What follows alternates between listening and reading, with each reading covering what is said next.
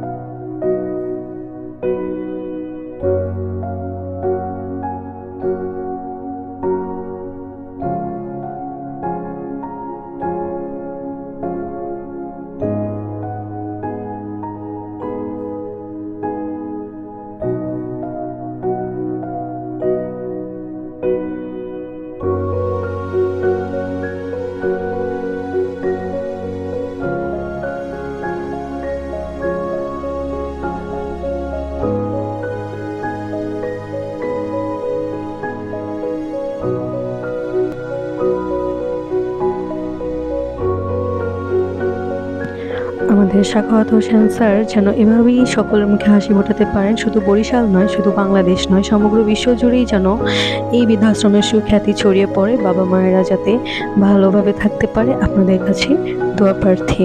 সবাই দোয়া করবেন আমাদের বৃদ্ধাশ্রমের বৃদ্ধ বাবা মায়েদের জন্য এবং সাখাওয়াত হোসেন স্যারের জন্য।